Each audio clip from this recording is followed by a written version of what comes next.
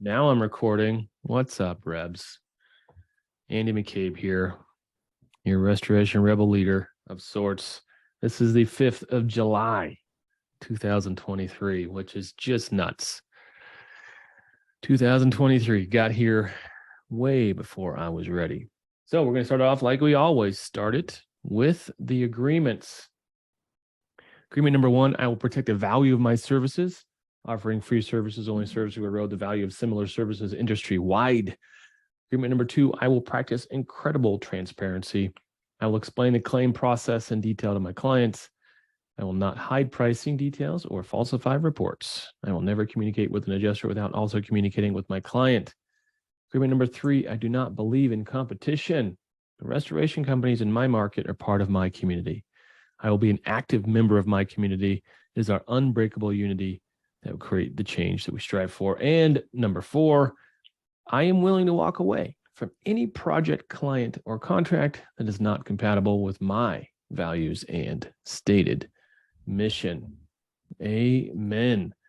So speaking of community, restoration companies in my part of the world are less apt to agree with that community lack of competition. It seems like guys in my market would just as soon stab each other in the back than help each other out. But I did get a hold of a guy that started a company here in town, Masters of Disaster.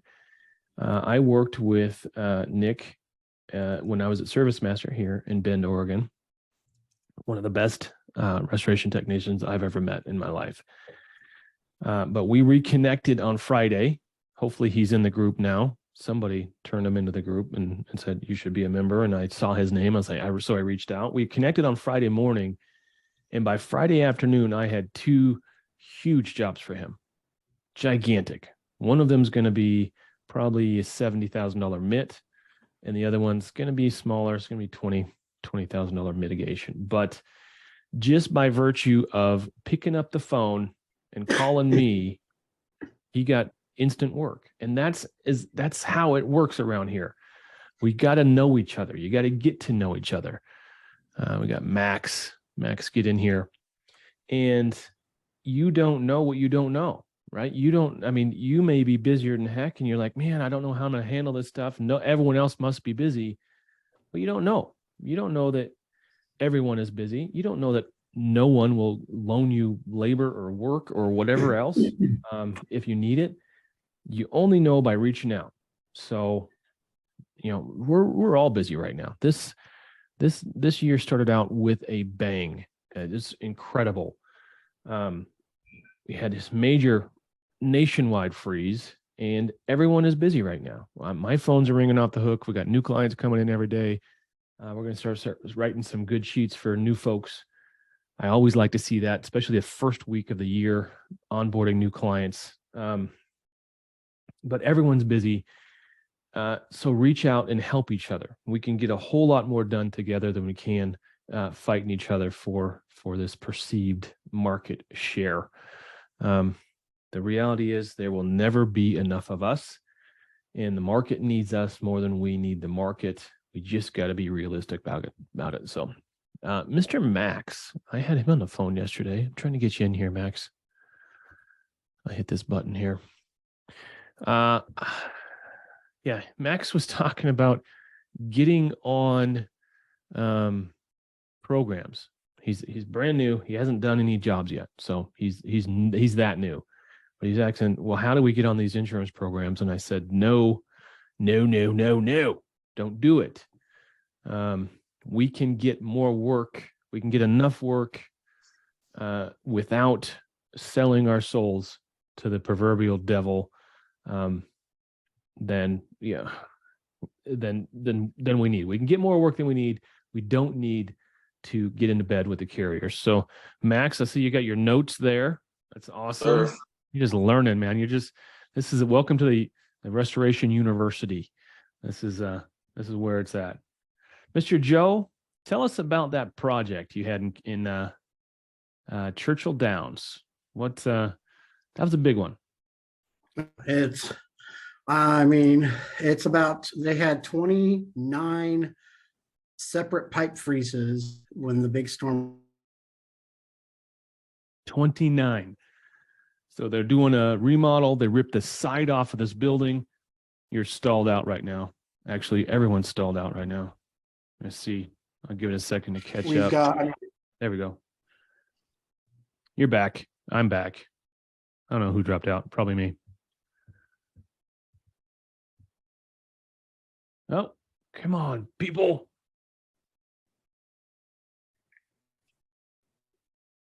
Yeah, do I need to reconnect? This is chunking out a little bit. I think I need to connect differently. Hang on.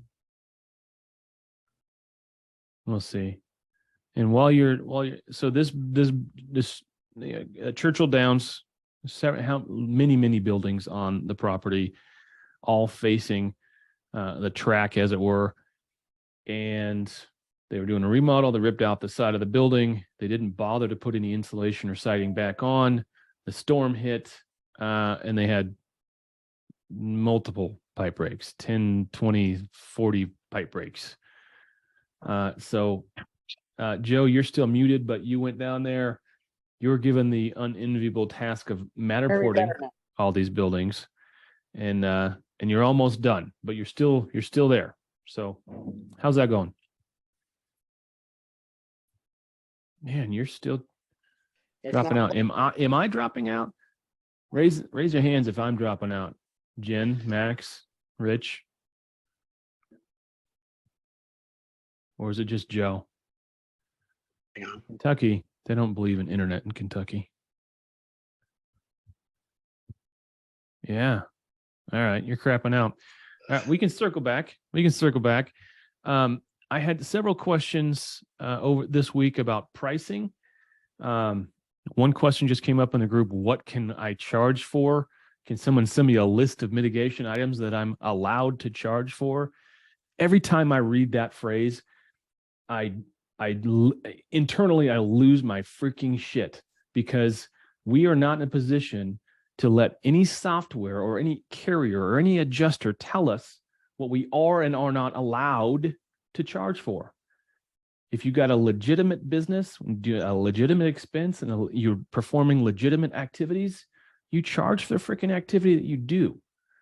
And if you want to take your pricing cues from Xactware, that's up to you. But the question of what we're allowed to charge for is just incredibly ridiculous. Mitch Stringer, come on in.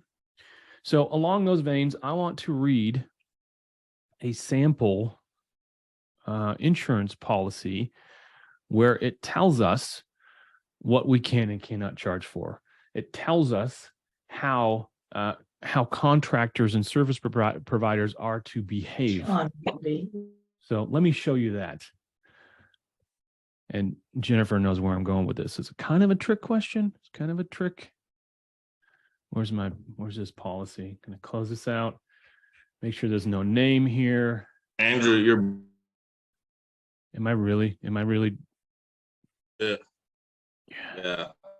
I tell you what, I'm gonna make somebody else host, and then I'm gonna jump off and jump back on and see. I'm gonna make co-host. Yes. Now, congratulations, Mrs. Sterling. You are now co-host of this meeting, and I'm gonna drop off and see if. Let me see here. Can I? Maybe I can't. No, I don't think I can. Not without losing the whole thing. We'll lose the feed and I have to restart the feed. I don't want to do that. So we're gonna soldier on. How about that? I'm gonna find this section. The section that you're looking for in any insurance policy is called duties after loss. So we're gonna go there. Duties. Nope. Okay, this is a crap. I don't have the right policy in front of me then. Nope. Don't. I'm going to find a different insurance policy. So does anyone else have anything to say in the meantime. Rich, where are you from, man? We haven't spoken before. Oh, you're muted though, so we're gonna have to fix that. Unmute yourself here. Rich, unmute yourself. There you go. There you go. I'm in the Washington, D.C. area. I service Montgomery counties and Howard counties in Maryland. All right, you guys busy as heck right now, or not so much? Yeah, I've wrapped up my floods, freeze. Started another management company lost today. Pretty busy for this time of year. I've been constantly got 1-2 floods going since November. And How many you say? 1 or 2 a week. Oh, nice. Yeah, for me, that's good. I only do around average about 40 floods a year. Oh, that's not much. That's not many in the grand scheme of things. I'm a carpet cleaning restoration guy. Okay. So 50-50. And it's fun work. It's hard Never work. heard Is what it is. Yeah, it's all fun work. Keeps us out of trouble. I'm trying to make my way through this farmer's insurance policy right now to get where I need to see. So how'd you find Rich? How'd you find us? How'd you get involved in this dirty little For secret? what, years? 5 years? Oh, okay. Yeah, I haven't been in the Roundtable for a few months. I've been a little tied up. But No one has. when I'm available. All right, good. I'm gonna go a different way here. I'm gonna look for a policy that I can pull up and share.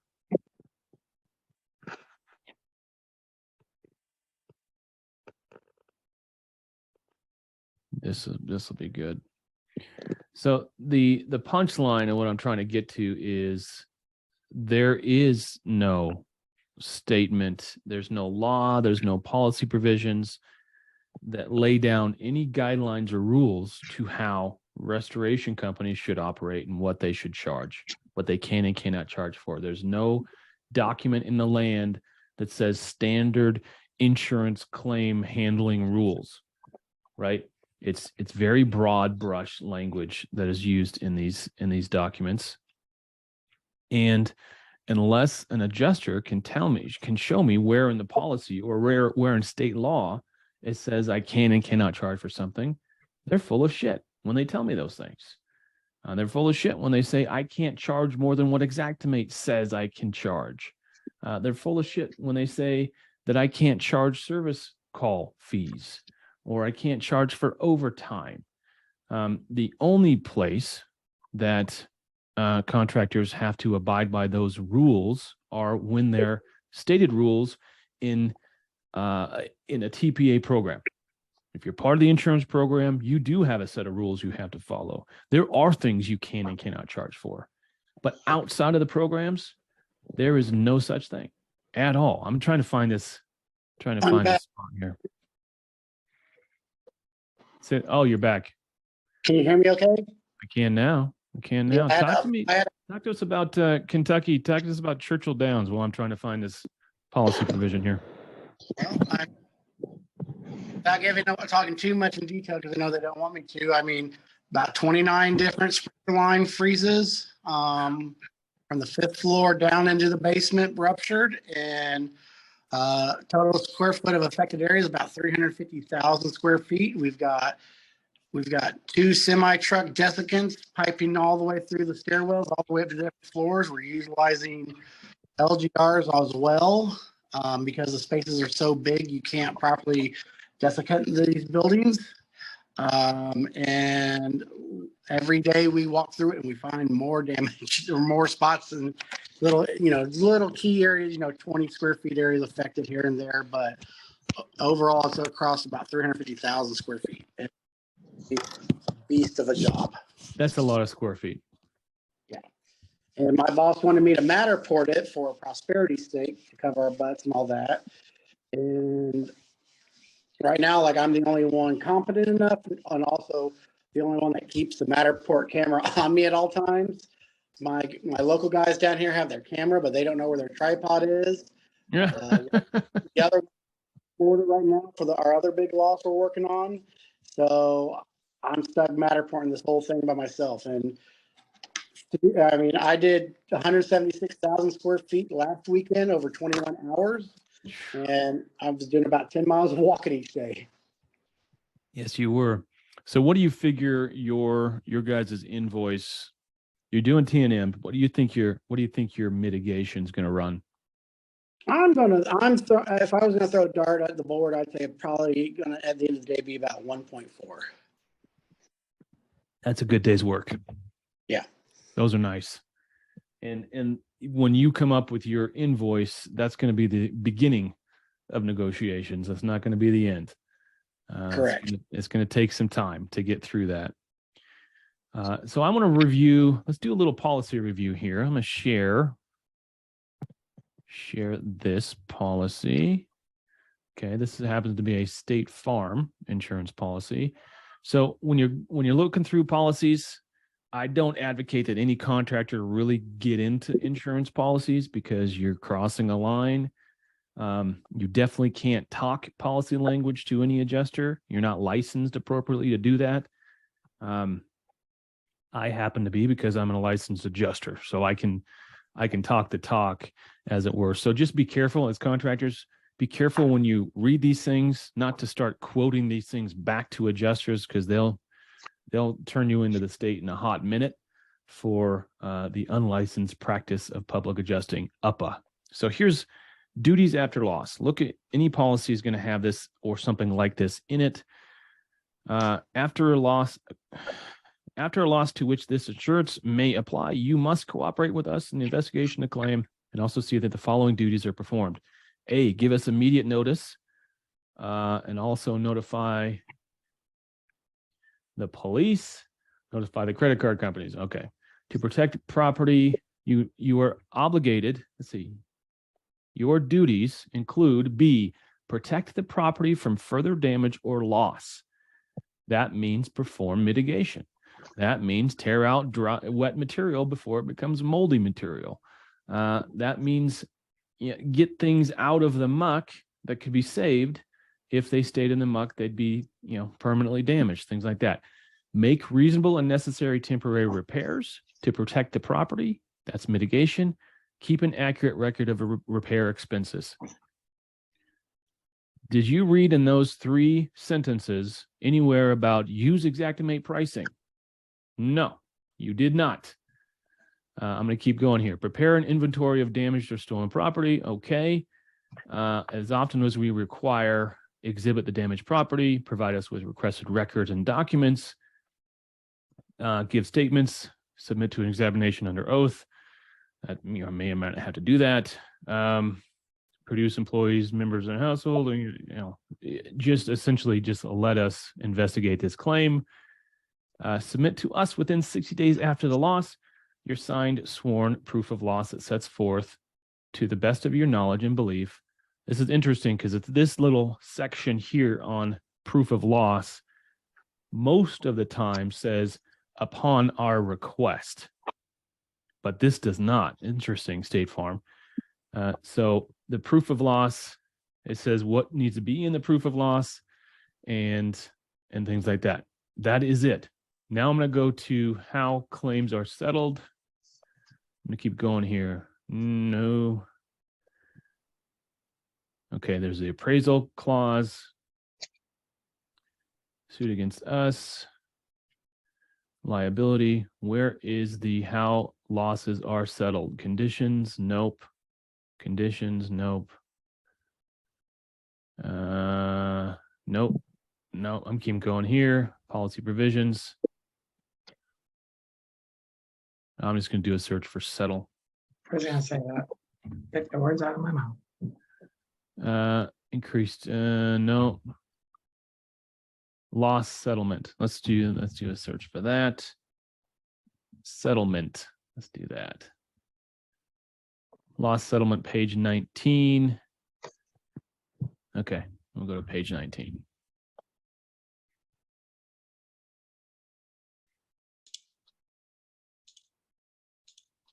Okay. We will settle covered property losses according to the following: dwelling, replacement cost, loss, settlement, similar construction. We will pay the cost to repair or replace with similar construction and for the same use on the premises shown in the declarations, here, coverages page. The damaged property covered. And that is it. We will pay the cost to repair or replace with similar construction or for the same use. That is it. I'm going to skim down here. Pretty sure I'm not going to find Xactimate. Pretty sure I'm not going to find according to this price schedule or this fee schedule.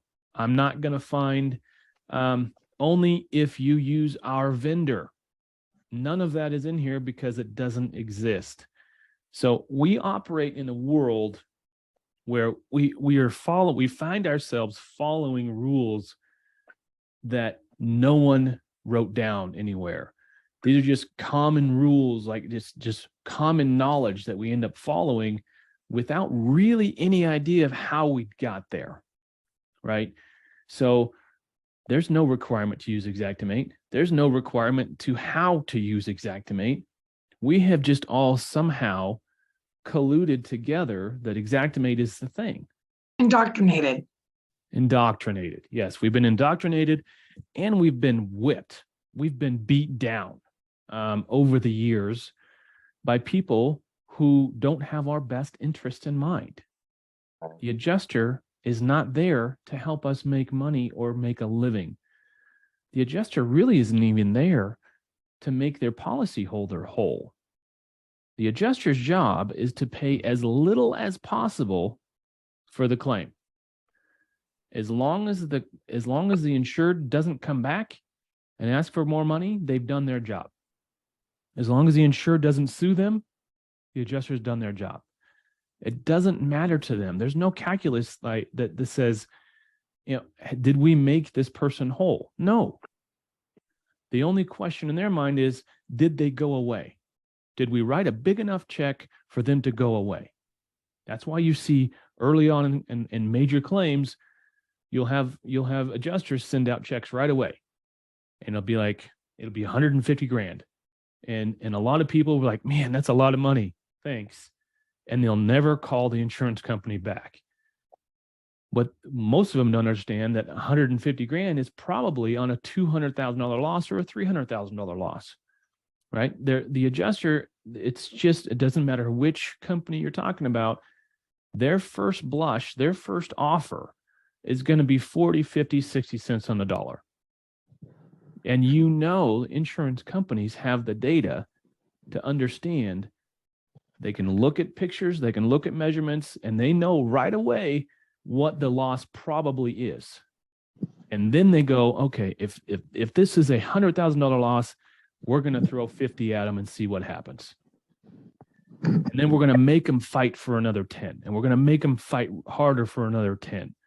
And that's the game. Welcome to my life, right? As a public adjuster, that's the fight I fight every single day. I'm going out to a major loss next week, meeting a State Farm guy, and he's already talking to before I got hired. He's already talking to the insured, and the insured saying, "Well, the tree hit my chimney, and the chimney's like this.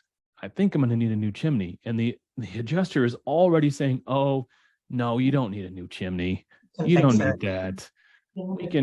We can just push that back to you." Well, I don't know what he said, but something to the effect of, we're not going to pay for a new chimney. He's already decided this, and he hasn't even seen the loss.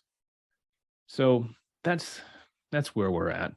Hey, Jennifer, your name came up several times in conversation over the last couple of weeks. Oh, what did I do? Well, there's a lot of people out there with a lot of insurance questions, workers' comp questions, and things like that. Sure. Max actually mentioned your name to Max, who is here. He's out of California, who is looking at. It's a great question. I think it's a great question for the group, right? Max hasn't started his restoration company yet. He runs a construction company. Okay. And I said, you should probably run two different companies.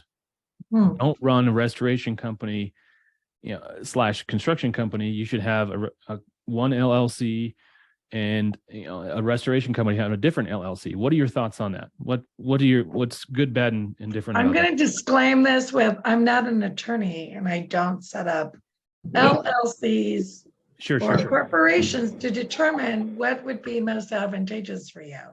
Because tax world and insurance world are completely different. Right. So there's a reason why people put things together for tax purposes, and there's a reason why they separate it. In regards to putting entities together, oftentimes they put it together because it's the ownership is the same. It's not like you can just put businesses together. If Max owns a donut shop, but he also has a construction company, he just can't arbitrarily go to his insurance carrier and say, hey, I own both of these companies. I want to put them together. They have no interest in identifying a donut shop. They might only have an appetite for construction. So that's not an option. In the case of fire water restoration contractors, most of the times they do own the same company. So sometimes it's not advantageous to keep them separate because then you're paying two separate premiums. But the only thing is when you put the companies together, what you do have to realize is that you're now sharing those limits. So, but there are also a lot of other things you have to think about. When you put those companies together, sometimes they don't like it that you're sharing employees. So they don't necessarily, the insurance company doesn't have an appetite that Max is a construction company and he likes doing roofing also. They'll go ahead and let you put the liability together if it's the same ownership, but they don't want to be on the hook for the workers' comp that includes a class code for roofing. So they're going to try to, say, no, we don't want it. And then if you are trying to put yourself in a fire, water, mold, lead, asbestos program like ours, where you get the GL, the pollution, the professional, some contents, a little bit of inland marine, all that different coverage, you have to have a percentage of operation that is specifically focused or looks like you are to actually fit in this program. So that's why they don't like carpet cleaners. They don't really want to get in bed with carpet cleaners. They want to see some environmental exposure because the package is meant for that. So if Max says, okay, we're going to do 2 million, I'm a contractor and I do 2 million, and he starts talking too much and starts saying, well, 75% of my business is construction, they're going to be like, well, thanks, let me sell you a separate pollution policy because we don't want you in our program. Sure. Because there's more liability. Well, the bottom line is you've got to shop it out, and you've got to, whatever you do, you've got to go in with your eyes wide open and educate yourself as much as possible. Sure, because if you buy a standard general liability policy as a contractor and then you're trying to do some of this kind of work, any local agent is going to be like, oh, great, I already have your general liability. I'm going to sell you a separate pollution policy, and then I'm going to sell you a separate professional liability policy, and then I'm going to sell you a separate contractor's equipment policy.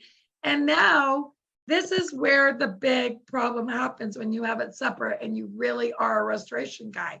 Let's say you go in there, you get the call, and you're not in charge of stopping the source of the moisture, but you're in there to do the dry out.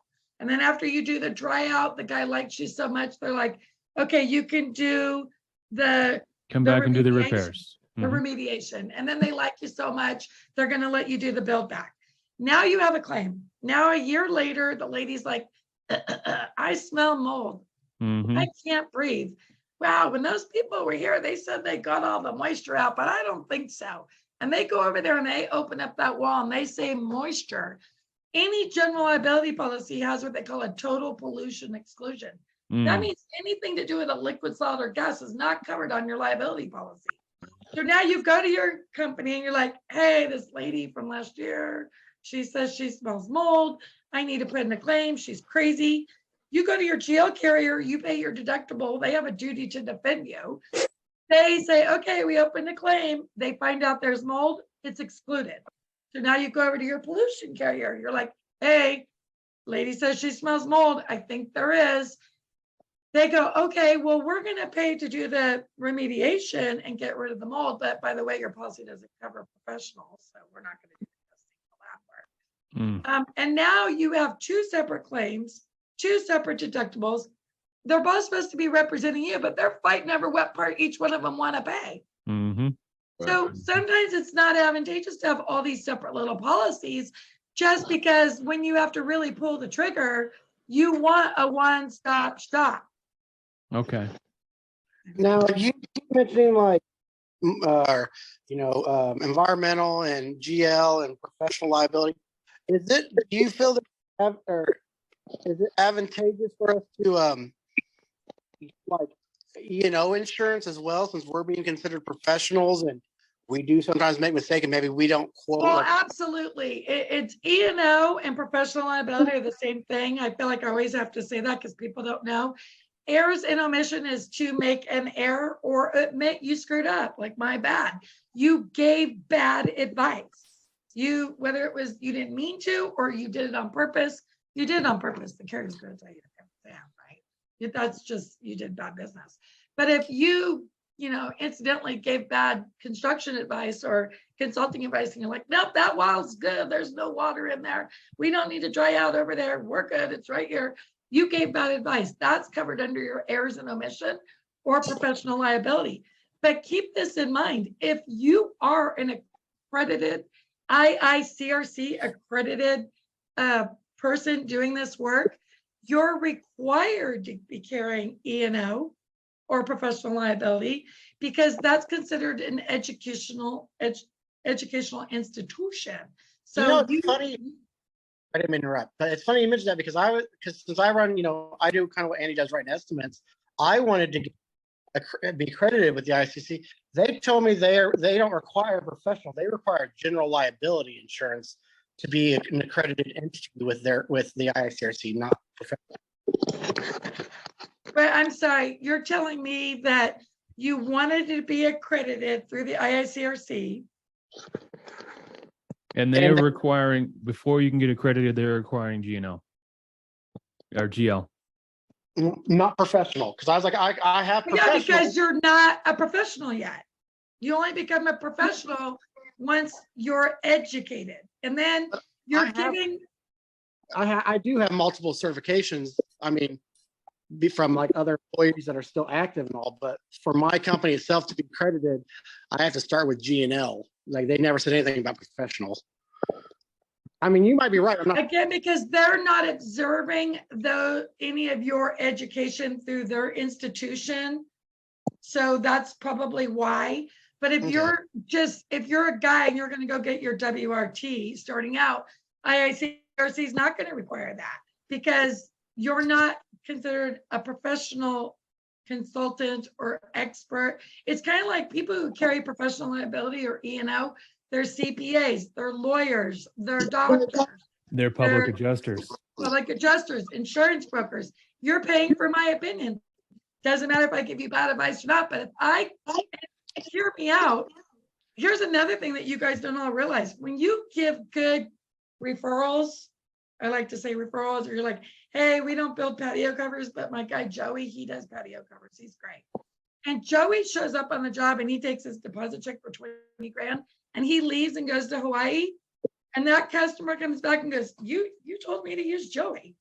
You just gave a professional opinion that Joey was the guy. So you can actually have your insurance trigger to have to defend you because you gave a professional opinion. So sometimes, how many times have you seen that? Never. Okay.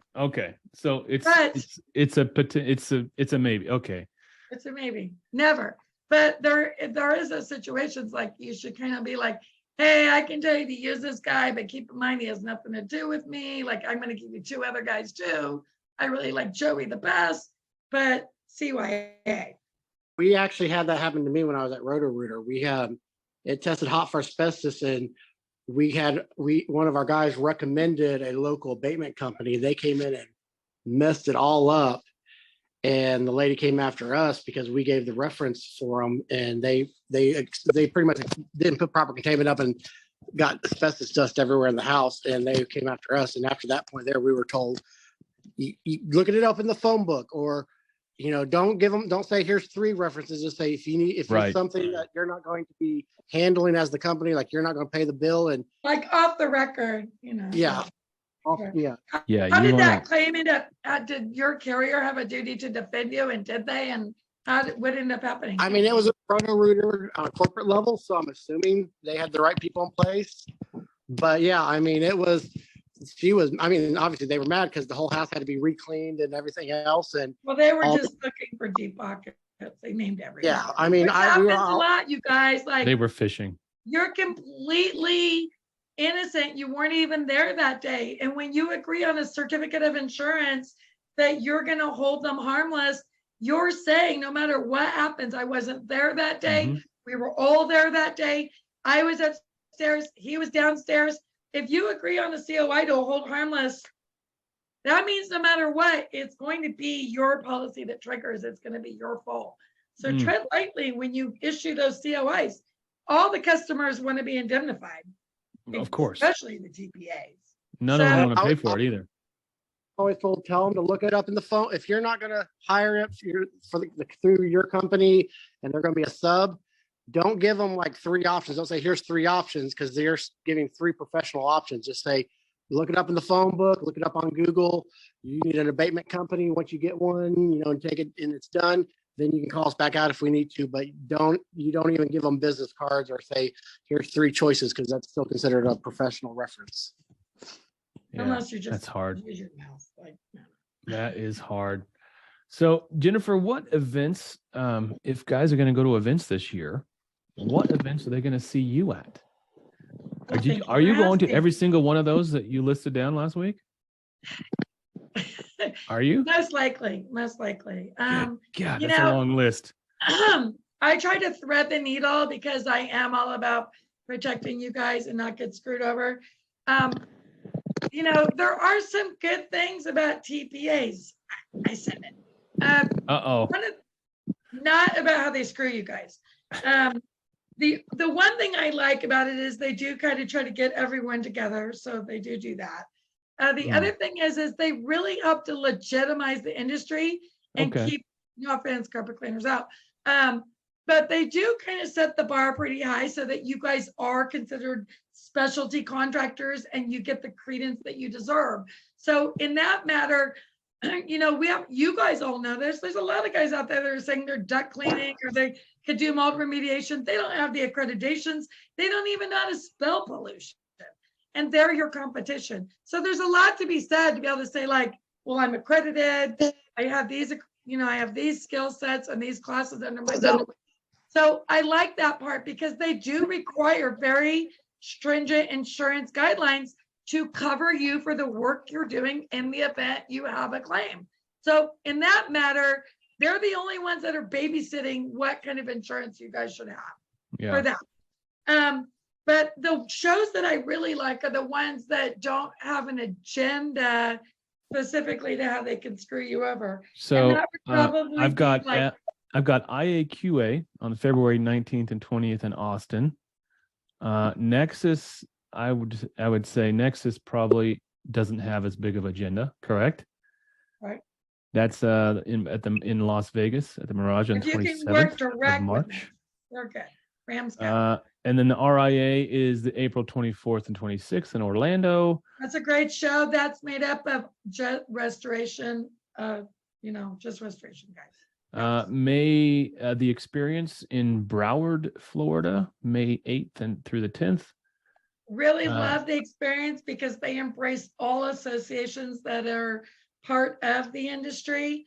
They have no loyalty to any of them, I don't believe.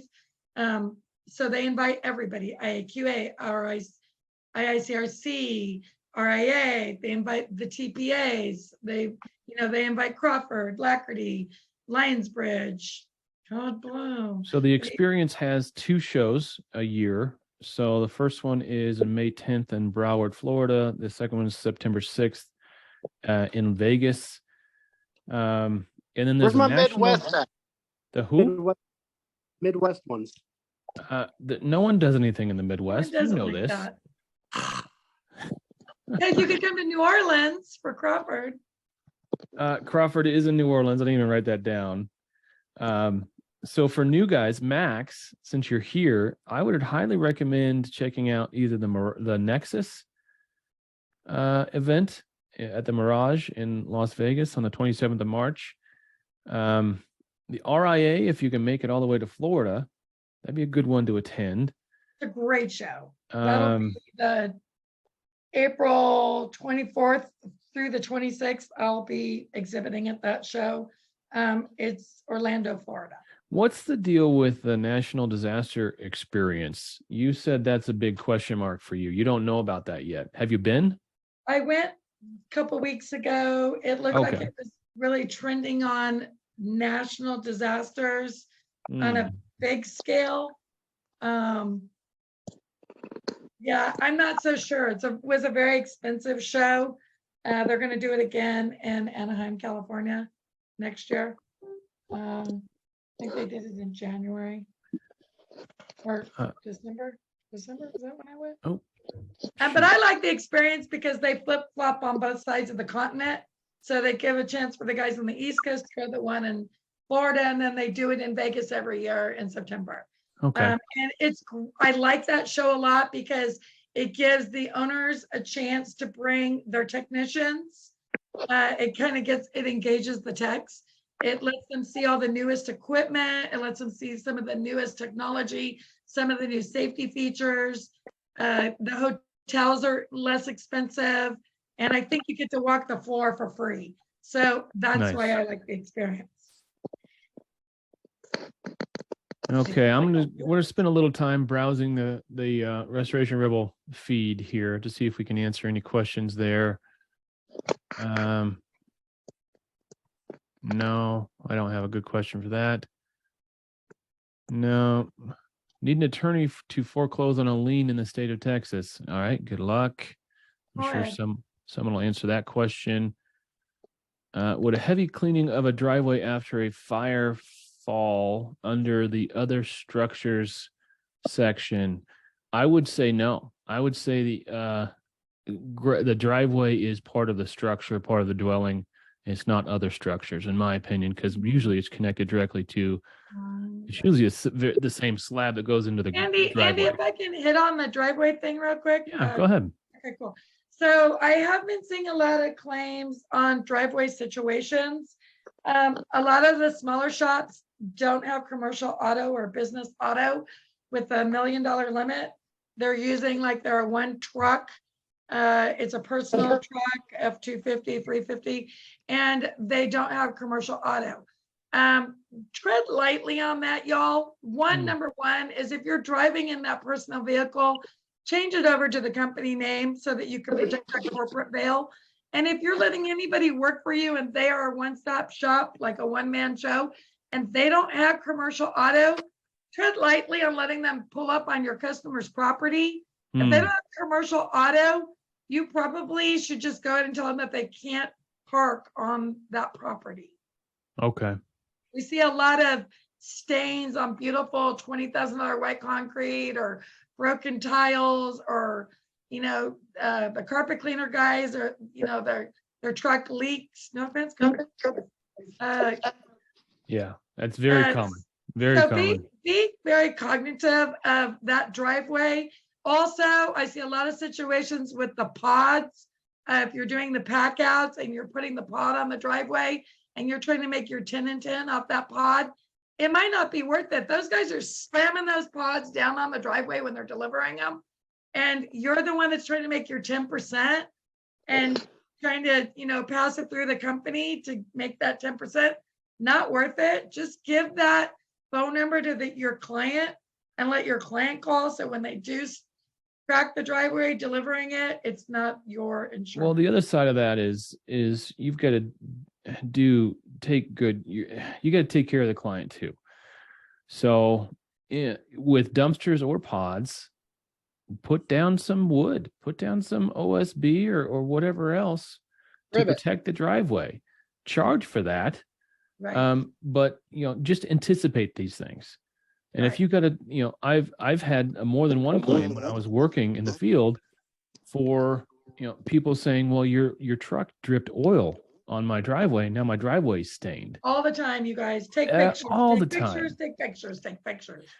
So yeah, it's about situational awareness and Right. then Or just anticipating. don't park in the driveway. Just just make don't it park in the a habit driveway. that your guys are not allowed to park in the driveway. So this question from Kevin really, I mean, I tend to lose my shit when people ask this, but hey, this is the world we're in. No offense, Kevin, but would anyone by chance have a breakdown of each line item we are able to charge for on jobs that they are willing to share, willing to pay for it? I'm just needing something to gauge off what I would find and not trying to miss anything. Trying to avoid buying a month's access to Xactimate. So, my second answer was pay someone that has Xactimate to come up with this for you. But my first reaction was there's no such thing as a list of things we can and cannot charge for. And if you are relying on an insurance or relying on an estimating platform to build your service list, maybe you need to go back to the drawing board and figure out what kind of business you want to be in. It's not what you can and can't charge for. It's what needs done and what you do that you charge for. It's what Xactimate needs can to be price done it. and what you actually do. Exactly. Now, Andy, I tagged you in a post. This post is not actually part of the Rebels group. It was part of Xactimate Ninjas, but it's one that I think you should talk about with the group because it was the situation is kind of crappy. The question of it is, check it out if you don't mind. I think I tagged you in the post on it. You'll see me because I know you're on Ninjas as well. Okay. Here we go. Water mitigation. And Jester sends me this. This would be the first I heard that basements weren't covered. Okay. Concrete holds moisture in its natural state. Therefore, drying of concrete is not billable. Horseshit. Any moisture in the concrete would dry out with the residual air movement prod by the perimeter air movement, whatever that is. Per the photos, the flooring is concrete surface, which would not require additional air movement applied to it. Bullshit. Any moisture on the concrete would dry out with the residual air movement. I don't know what that produced by the perimeter. Interesting. I'm trying to tell this lady I've never ever been told that basements weren't covered, so I'm confused. How would I even argue this? Photos. The admins made me remove the photos link, so unfortunately you can't see the extent of what I'm talking about. But what I can see, standing water. She said in the comments that it was a main sewer line backup, or probably most likely a soft clog resulting in an overflow, not a backup. Sure. But this needs to be extracted, and yeah, he's not wrong in saying that concrete does have moisture, elevated moisture in it in its natural state, especially basements. Yeah, it's going to absorb a certain amount of moisture from the ground, but telling them not to use additional air movement in order to get that back down to an equilibrium level is bullshit. Right. Just because it has a 30 to 40% moisture content doesn't mean there's not a dry standard for concrete. There is a dry standard for concrete. Yep. Try it, you can overwet it. Plain and simple. And yeah, I was flabbergasted to even hear about that. Yeah, and I like what Gabe said here. Does the insurance policy state that? Yeah. Show me the policy provision. Sure. Just remember, folks, when you're looking at the policy, if it's not excluded, it's included. If it's not excluded, it's included. Just keep saying that to yourself. If it's not excluded, it's included. Okay. Another one here, different group, but I've always updated my Xactimate scope of work to the month that I'm getting paid. Normally, the price increases. Work was completed in October, but the carrier scope of work is set to September's price, not January, when they finally paid. Do mitigation scopes get their price list updated when paid, like the build back scopes for materials? And my answer was services should be priced according to when they were provided. That's exactly how it doesn't. When you did the service, you signed a contract to do the work. You should have had a schedule of fees or a price list attached to that work authorization. That's how you price it. It doesn't matter if it takes you 6 months to get paid. You have a financing question, not a pricing question. You have a cost of money question, not a pricing question. Yeah, and I'm a huge fan of late fees. Charge a late fee every month. I've always operated under the rule, you estimate the month the claim was filed in or whenever you got your first call out on it. But if it's like a 6-month project, you update it not to the last of the month, the newest month, you update it to the pricing when the predominant amount of materials were bought in or services were provided in, to capture the rise, I'm losing the word here. The increase, the inflation prices of stuff, because your estimate is an estimate. This is what you think it's going to cost. And then because of supplements and everything, your final invoice should be based on what you actually spent. And so I've always told everybody, I always just estimated the month the claim was filed. And then I final invoice in the month that I actually, like, I bought the predominant amount of materials or the predominant amount of the labor was completed in, when it's like a 4 or 5 month project, because I'm probably going to buy a bunch of the stuff on month 3 and then have to wait for it to get delivered, and then it's going to get installed later. So I would price it for month 3, not for month 5 when all the installation got finished, because it was, sporadically getting the stuff coming in and doing it. That's how I've always done it. I don't know if I have that's a right. question. Does the prices on Xactimate fluctuate throughout the year? Yes. Every month. Oh, really? I didn't know that. Oh, and by the way, Andy, this month, I just saw the price list. I haven't posted it on the groups. They added WTR and HMR confined space soda blasting. Interesting. Okay. It's about time. It's about One time. of the things about the price list there, Max, is the price list is an archived price list, stating that it's a past tense price list. This is for information that might be 30, 60, 90 days old. So what I do is I got a local lumber company here where I'm at in Washington, Idaho area.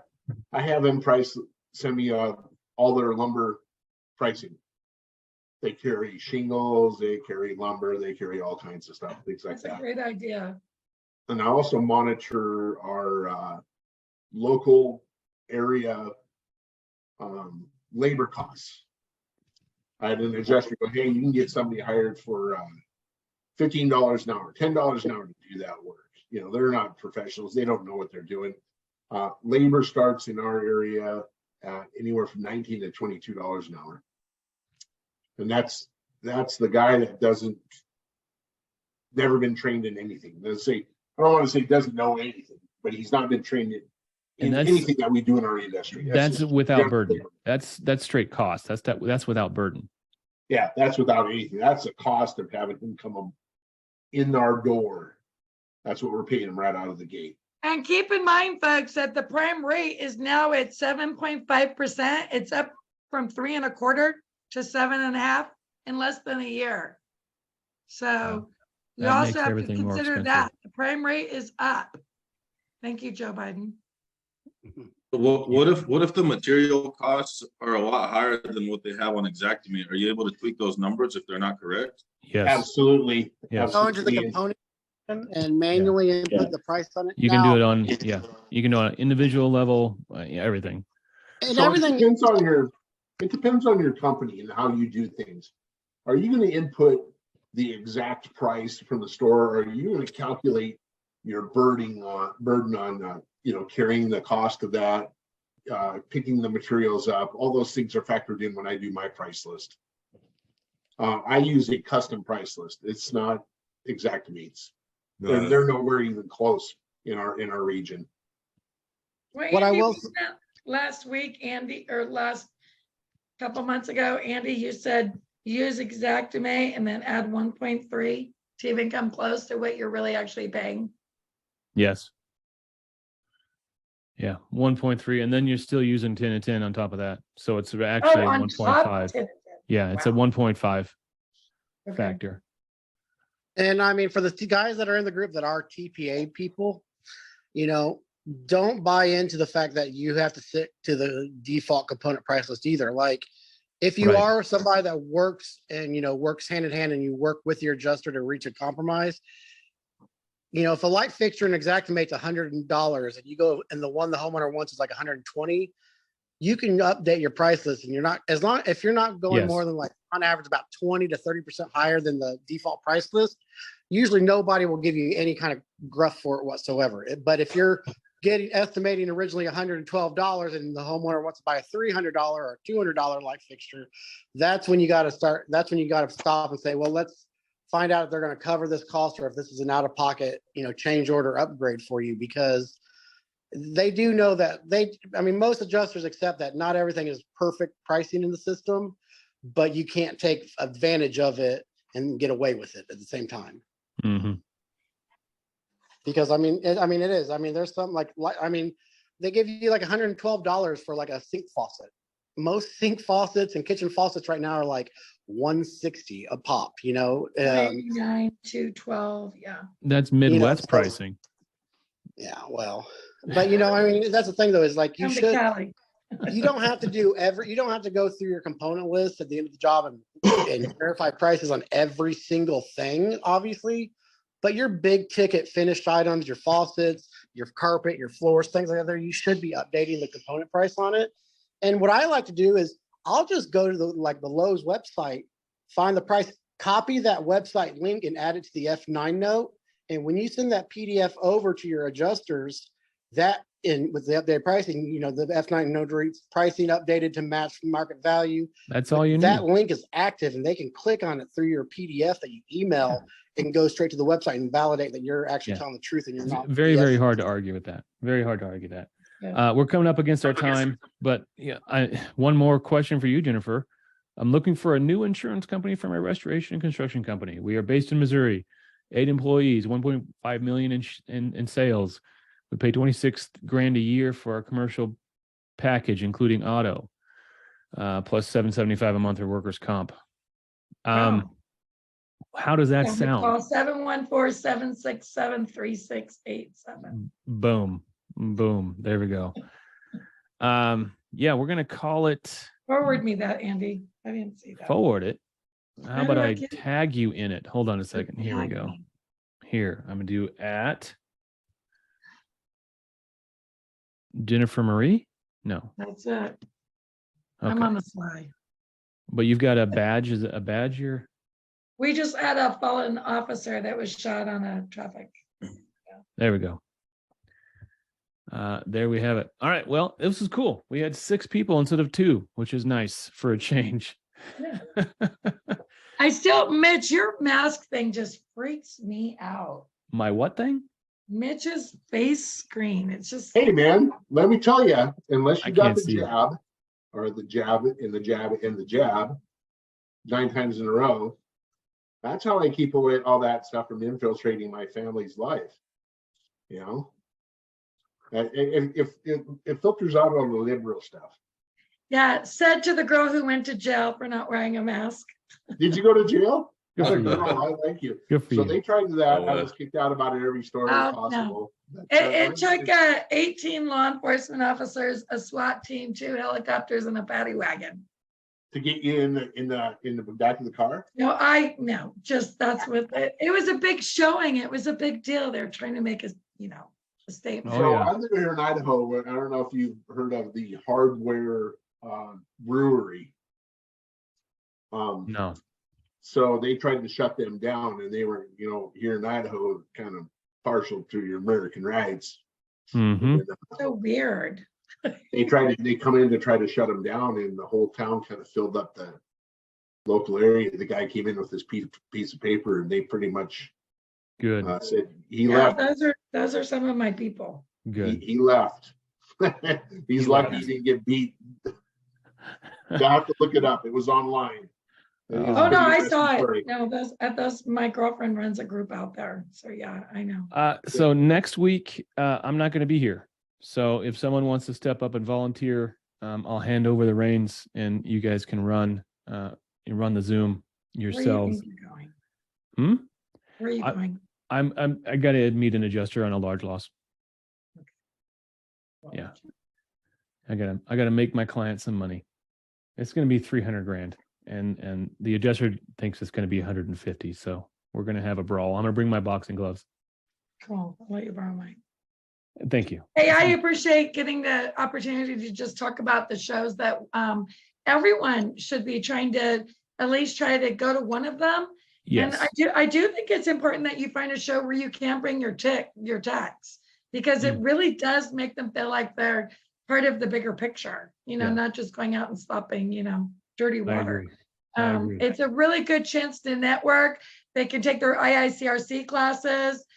For the owners, some really great speakers that talk about, how to run your businesses. So I would look at all of those shows and figure out which one's a good fit. And I think it's important that we support these shows, because it is nice to have, be collaborative, Yeah, I agree. Which ones would you recommend to go to like first on the list? Because I'd probably make it to like 1 or 2 maybe. Nexus Oh. and RIA. Nexus. Yeah, I'd say RIA and Vegas. I would, the experience, like I said, Nexus and the experience and the RIA. I'd say, like, if you can make it to Vegas, everybody will go to Vegas because it's something fun. The rooms are inexpensive. You could probably, flights are pretty cheap. You could drag a few people along with you. And like I said, you can walk the exhibit floor for free, and you can bring as many people as you want. So if you're just trying to get your feet wet and try to like not dump $5,000, because it, shows are expensive. I mean, every show I do costs me between $5,000 and $7,000. Yeah, that's easy. That's, And are we still going to crash that CertPro event? yeah, for sure. Let's do it. Let's make it happen. When is that? I didn't get a date. I didn't throw it down. We'll talk about that later. Send me a text. Okay. All right. By the way, also, by the way, if you can't always make it to these conferences, there are a few that are digital, like the Experience, which is Verse6. That's a completely web-based. You can join up for free and go to that one there, and they do a few training courses. If you virtually sign up, you get to join like 1 or 2 training courses virtually as well.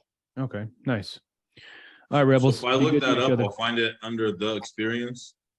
Yeah. Hey, Max, just call me, 714-767-3687. I'll hold your hand. I like the new guys, because then you learn the right way. Not to What do were the last digits? Sorry.